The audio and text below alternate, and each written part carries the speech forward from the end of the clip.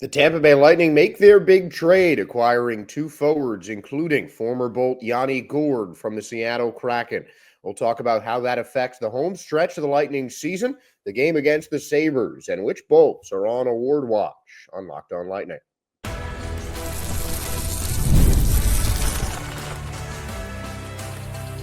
You're Locked On Lightning, your daily podcast on the Tampa Bay Lightning, part of the Locked On Podcast Network, your team every day.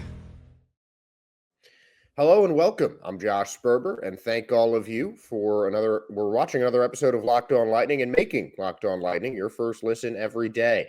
We're part of the Locked On Podcast Network, your team every day. And if your team is the Tampa Bay Lightning, then this is the show for you. Today's episode is brought to you by FanDuel. Right now, new FanDuel customers can get $150 in bonus bets if your first $5 bet wins. And one game that you might be betting on, Lightning versus Sabres. An Atlantic Division duel fresh off of a Lightning 6-2 win against the Blue Jackets. Second of three games at home this week for the Bolts as they play two more games against their division with a date with the Bruins coming on Saturday. The Tampa Bay Lightning are currently sitting third in the Atlantic Division, while the Sabres are eighth. The Lightning 76 points, 36, 21, and 4, while the Sabres, the only team with a losing regulation record in the Atlantic Division. Through 60 games, they are 24, 30, and 6, but they have got 1 to 3 games in hand on the rest of the Atlantic Division. The Sabres have won 5 of their last 10. They have won 9 of 28 games on the road so far this season, and were not victorious in their most recent contest. Alex Tuch, J.J. Peterka were two players on the Lightning's trade rumors list. There was even a mock trade sent out on Twitter that had Tuch and Peterka coming to the Tampa Bay Lightning. Of course, that didn't end up happening, and we will talk a little bit more about the Lightning trade in the next segment. But the Sabres have been rumored to be shopping some of their top players. Still another day and a half on the trade deadline watch, so there's still time for the Sabres to make some deals, though right now the core of their team is still staying. The Lightning getting help elsewhere. Have not played the Sabres yet this season. 2 games against the Atlantic Division team in the month of April. And this is a Sabres team that can really have a spoiling effect on the Tampa Bay Lightning season. Not as much now, but, you have 2 games in April, including one of the last games of the season between the Lightning and the Sabres. So I think the Lightning want to get as familiar with Buffalo as they can, get a nice convincing win in now so they can, have a lot to build on for the 2 games in April. Meanwhile, the Lightning are currently in the best run of their season. They've won 9 of their last 10, including a 6-2 win against Columbus in their last contest, with Brandon Hagel notching 3 goals in the last 5 games. Nikita Kucherov, 2 goals, 5 assists over that same span. And the Lightning offense has certainly been hot lately. Again, Yanni Gourde and Bjorkstrand, the new members of the Lightning that are expected to go tonight against the Sabres for the first time. Gourde, of course, resuming his Lightning career, and we're going to see how they fit onto Tampa's roster. But I think they're guys that can only help.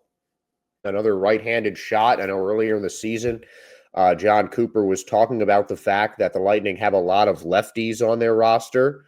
And now getting another right-handed shot can certainly help them on the power play, especially. Last couple of games, the Lightning, I don't want to say have struggled too much on the power play, but their power play percentage has dropped over the last week or so from over 27% now to 26.3 at 7th in the league. Power play always a big part of the game, but you've got a team that is 19th in the league in penalty kill percentage, 27th on the power play in the Sabres, but it's the goals allowed per game that is really hurting Buffalo. They are 29th in the league, averaging almost 3.5 goals allowed per game. Meanwhile, the Lightning have scored the second most goals and allowed the second most goals per game over the course of the NHL season. And we've talked about their defense getting hot at the right time.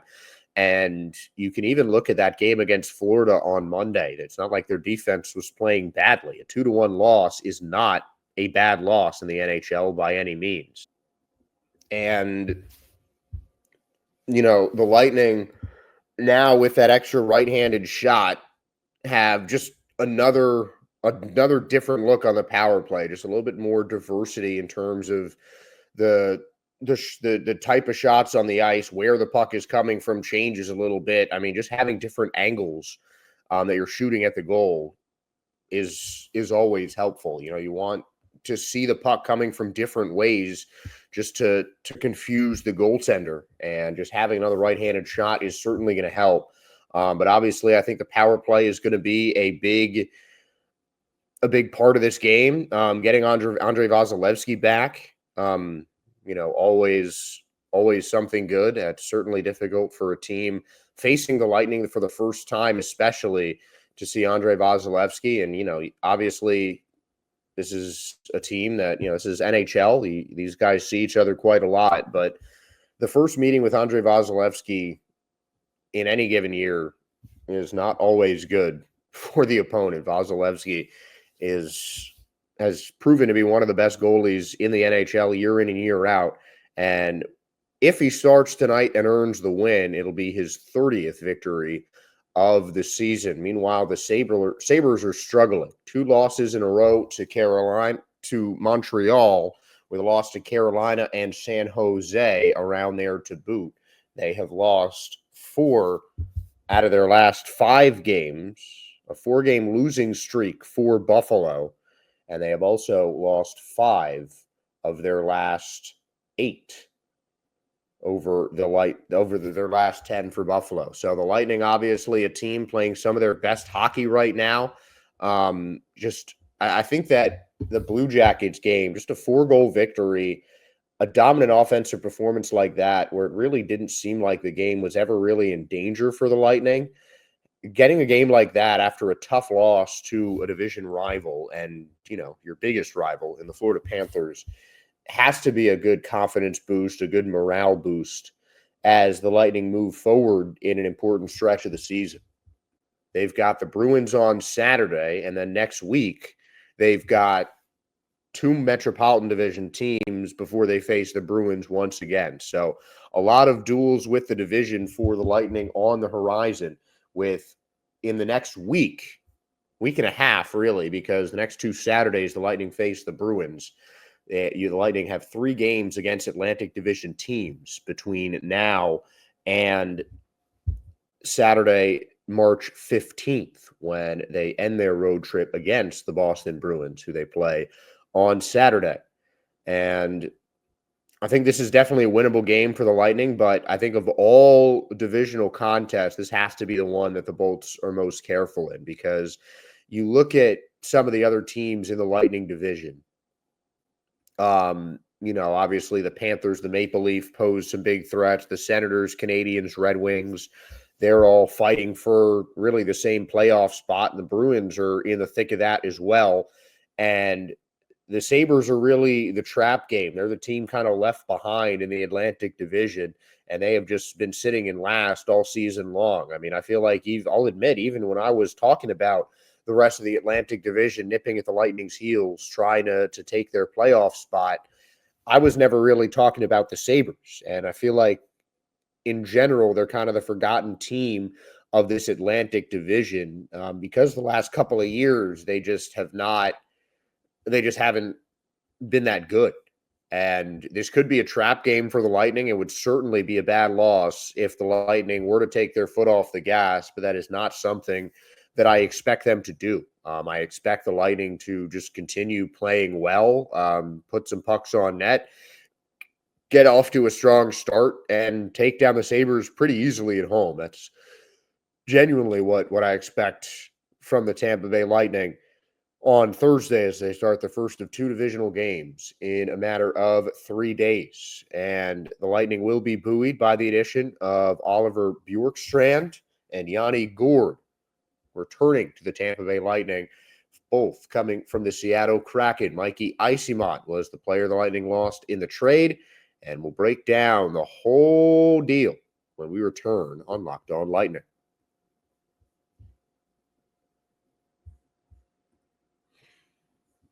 When the game tips off, the NBA action is just getting started, and there's no better place to get in on it than FanDuel, America's #1 sportsbook.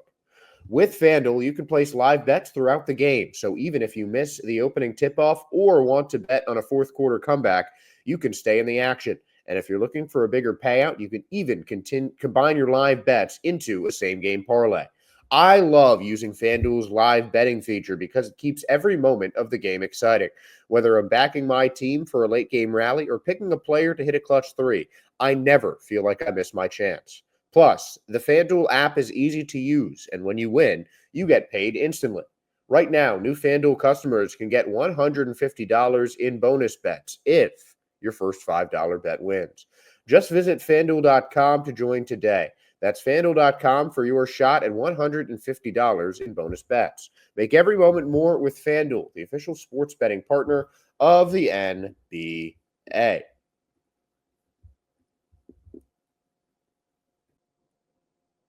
The Tampa Bay Lightning have finally made a deadline deal. Might not have been the biggest blockbuster deal. The biggest names might not have been involved in the trade, but I think it was maybe the best deal the Lightning could possibly make over the course of the trade deadline in terms of value lost versus value added. The Tampa Bay Lightning traded Michael Eyssimont and 2 future top 10 protected first-round draft picks. The Lightning don't have their own first-round pick now for the next 3 years. 2026 and 27 are traded now to the Seattle Kraken. They also lost the 2025 second-round pick they got from the Toronto Maple Leafs in the trade. So Eyssimont, those 3 draft picks to the Seattle Kraken. In return, the Lightning get a 5th-round pick from the Kraken. And right wing Oliver Bjorkstrand, who has spent the last 3 years with the Seattle Kraken and is 4 goals away from his 4th consecutive 20-goal season. And undrafted free agent Yanni Gourde, who began his NHL career in 2017 with the Tampa Bay Lightning. And Yanni Gourde had the biggest impact in the 2020 Stanley Cup, 14 points, and even 7 goals and assists in 25 postseason games, 2 game winners, and the 5th highest plus or minus rating in the entire postseason with a +12. And another addition to the deal, current senior at Harvard defender Kyle Aucoin, whose father, Adrian Aucoin, played in over 1,100 NHL games over 18 NHL seasons.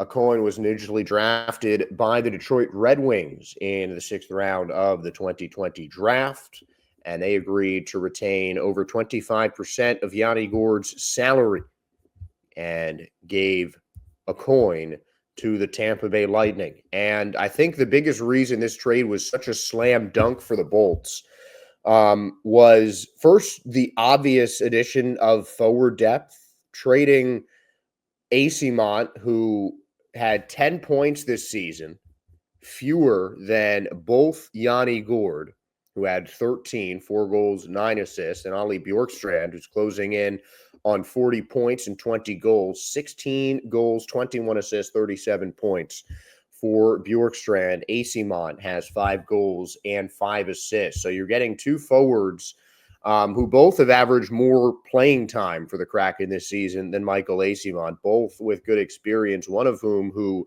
has already played with most of these Lightning players. A big part of those 2 championship runs was Yanni Gourde, and you get another forward who's similar with the way the team works. I mean, a lot of issues can come from the trade deadline if the player doesn't adjust well to the new team that he goes to.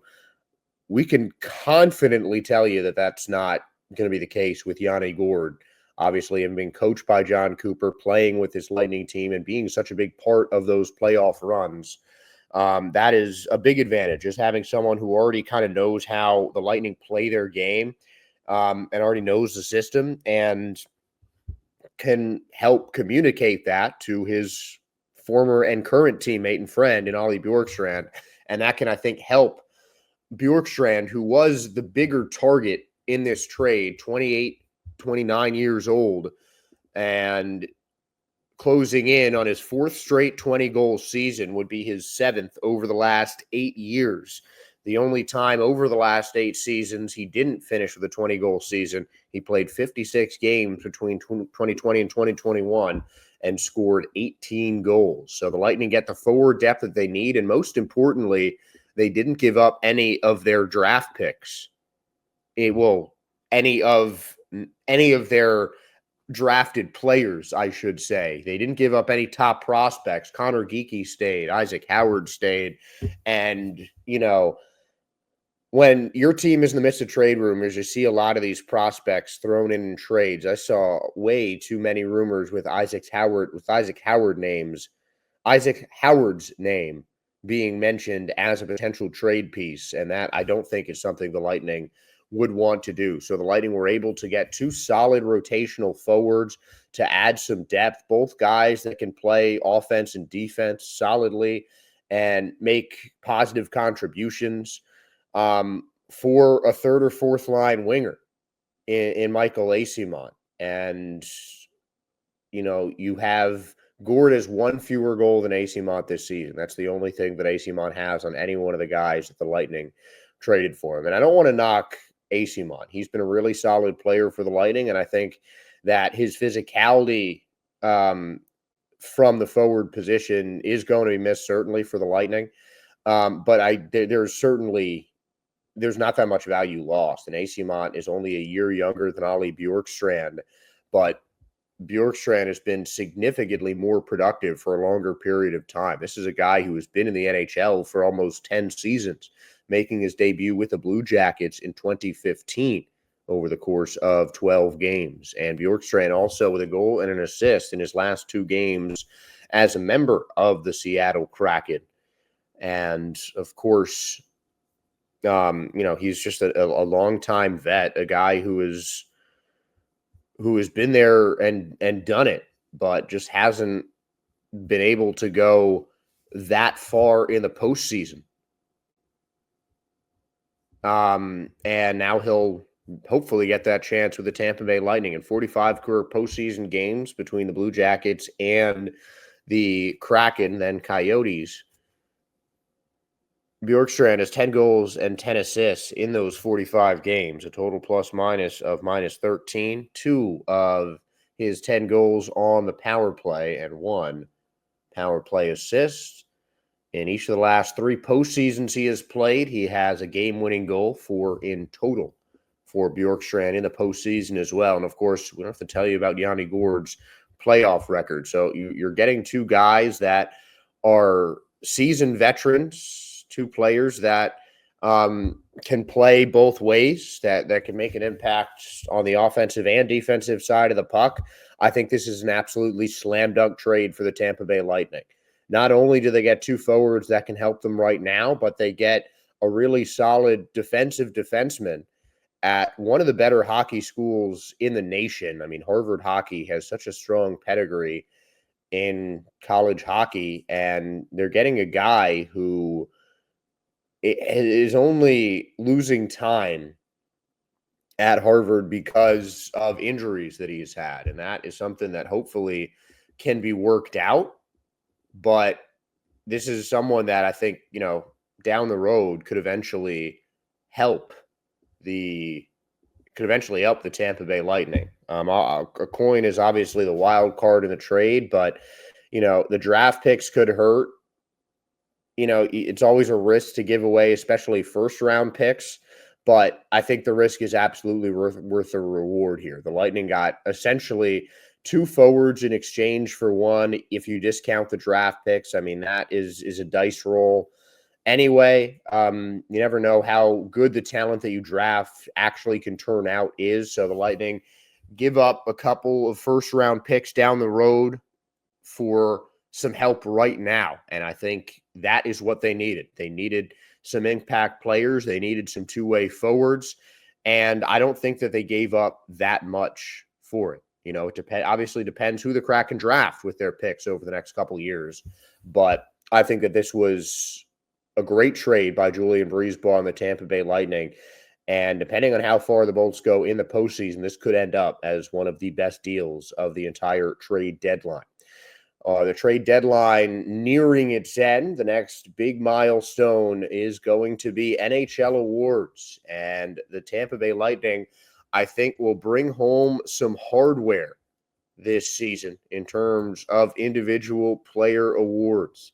We have some dark horse candidates, some surefire candidates, but we're going to go over all the Lightning candidates for some of the NHL's most prestigious awards in the final segment.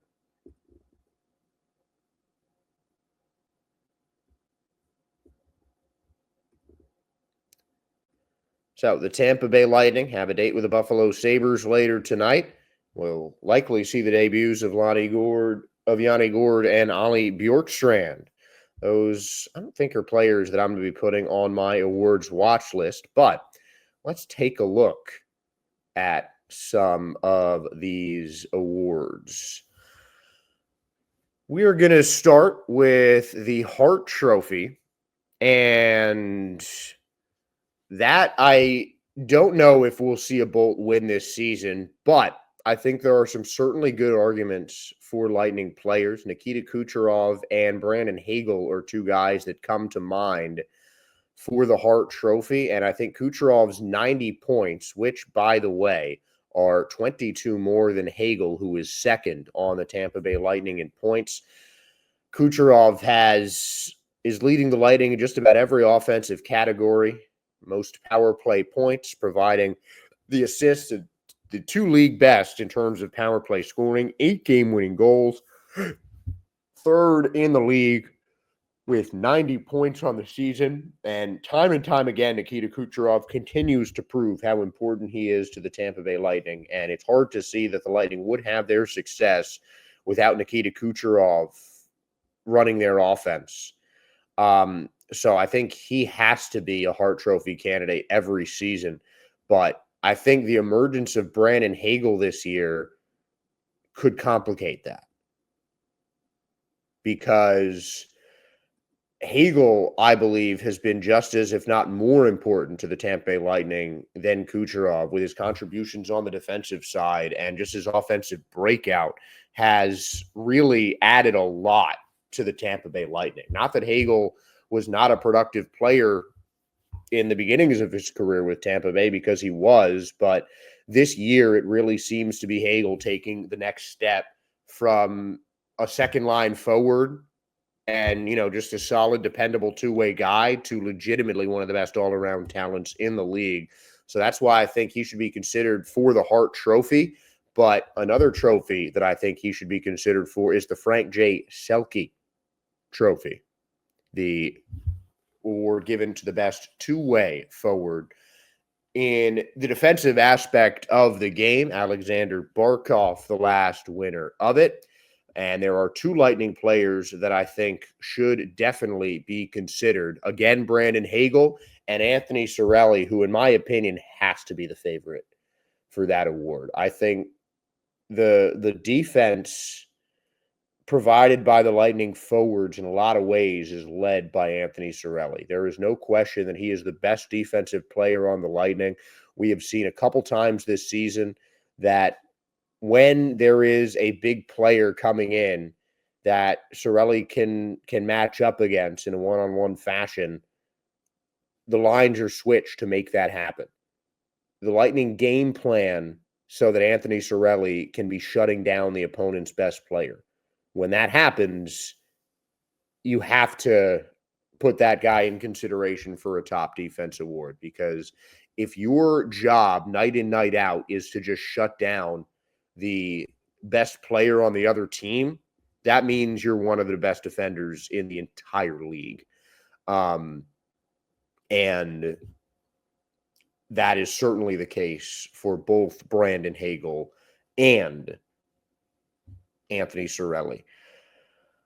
Then the Rocket Richard Trophy. Leon Draisaitl seems to be running away with that one.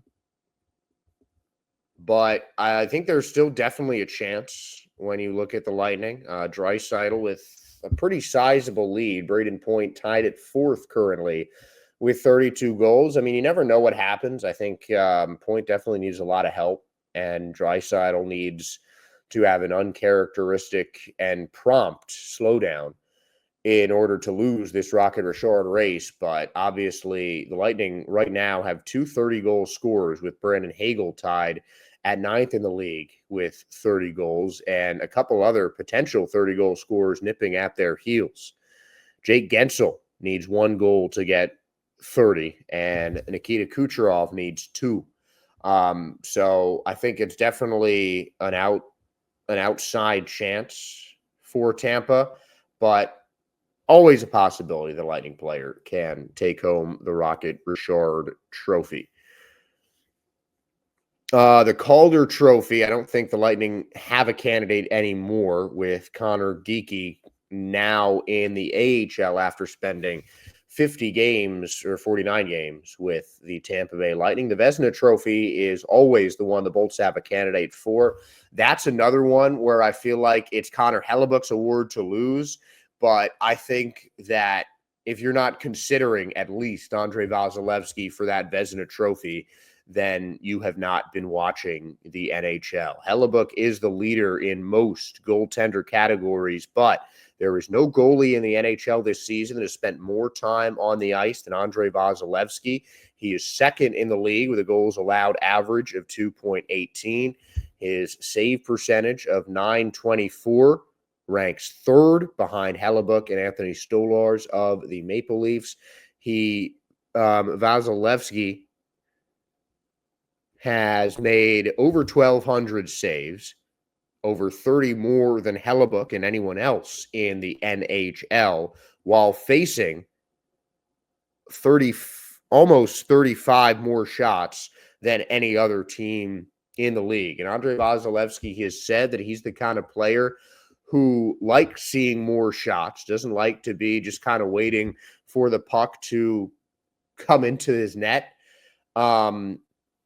Or come near his net or whatever, but Vasilevsky has just seen more shots than anyone in the league, and record-wise, he might not have the best record, might not have all the best stats, but just the fact that he has played more than any other goaltender and is still near or at the top of every single goalie stat is truly impressive, and Vasilevsky absolutely has to be recognized as one of the best goaltenders in the NHL.